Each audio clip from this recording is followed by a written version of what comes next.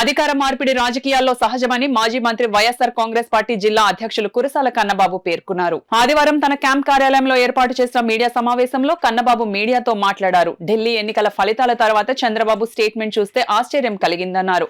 కేజ్రీవాల్ ఓడిపోగానే చంద్రబాబు కొత్త పల్లవి కొత్త కీర్తనలు పాడడం మొదలుపెట్టారని ఎద్దేవా చేశారు. 2019 ఎన్నికల ముందు 2018లో కేజ్రీవాల్ గారు వచ్చి ఇదే రాష్ట్రంలో చంద్రబాబు నాయుడు గారికి మద్దతుగా ఎన్నికల ప్రచారం చేశారు. కేజ్రీవాల్ అంతా గొప్ప నాయకుడు లేడని ఈయన కీర్తించారు. అసలు చంద్రబాబే ఒక పెద్ద దిక్సూచి అని ఆయన చెప్పారు. అదే 2024 ఎన్నికలు వచ్చేటప్పటికి 2025లో ఇప్పుడు ఎన్నికలు జరిగే నాటికి కంప్లీట్గా ప్లేట్ ఫిరాయించి అసలు మోడీ లేకపోతే అంటూ ఆయన మళ్ళీ కొత్తగా మొదలుపెట్టాడు. ఏంటి ఈయన మోడీ గురించి గతంలో ఏం కీర్తించారు, ఈయన అభిప్రాయాలు ఏంటనేది ఒకసారి చూద్దాం. గతం అనేది కూడా మర్చిపోకూడదు కదా అని నేను ఒకసారి లోపలికి వెళ్తే, గత 11 సంవత్సరాలుగా మోడీ గారు ప్రధానమంత్రిగా ఈ దేశానికి సేవలు అందిస్తున్నారు. అయితే 2017, 2018, 2019లో ఆయన సరైన నాయకుడు కాదు ఈ దేశానికి అని చెప్పింది ఎవరు అంటే చంద్రబాబు నాయుడు గారు. పైగా ఆయన చెప్పాడు, ఈ దేశంలో మోడీకి సవాలు విసిరిన మొట్టమొదటి నాయకుడు నేనే, మనమే అని ఆయన స్టేట్మెంట్ ఇచ్చారు. మోడీ డిక్టేటరు, అలాంటి డిక్టేటర్ని నేను తలదన్నే విధంగా మాట్లాడుతున్నానని కూడా ఆయన చెప్పడం జరిగింది. మోదీ పెద్ద దగాకోర అన్నాడు, అద్వానీకే పంగనామాలు పెట్టాడన్నారు. ఇది ఎప్పుడు 2019లో. అసలు మోడీకి భయం అంటే ఏంటో తెలుస్తుంది.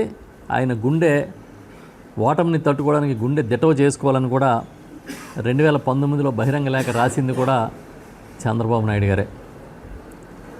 అసలు అవినీతి కుడితిలో మోడీ పడి గిలగిల్లాడుతున్నాడు అన్నారు.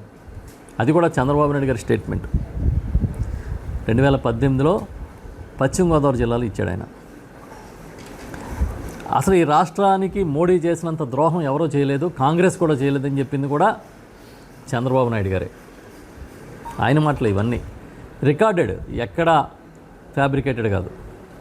ఆయన ఏం మాట్లాడారో అవే మేము చెప్తున్నాం. అసలు ఈ రాష్ట్రం మీదే మోడీ పగబట్టారు అని చెప్పాడు.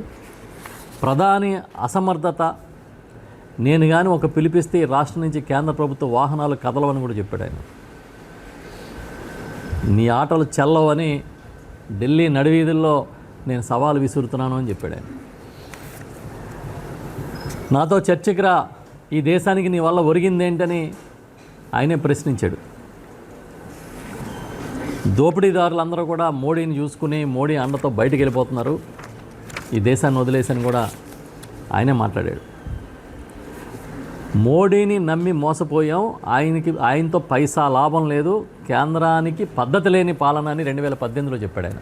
ఇంకా నా దగ్గర చాలా ఉన్నాయి ఆయన స్టేట్మెంట్లు అన్నిటికీ మించి మోడీ హటావో దేశ్ బచావో అని పెద్ద పిలిపించాడు. ఇవన్నీ ఎవరి స్టేట్మెంట్లు? చంద్రబాబు నాయుడు గారి స్టేట్మెంట్సే. ఎంతో కాలం క్రితం కాదు, ఒక జస్ట్ 5 years బ్యాక్. అలాంటి చంద్రబాబు నాయుడు గారు ఇవాళ మోడీ గారిని పొగుడుతున్నారు. మంచిదే. మీ రాజకీయ అవసరాల కోసం ఓసర వెళ్ళిని మరిపించే రాజకీయాలు చేస్తారని చెప్పడమే మా ఉద్దేశం.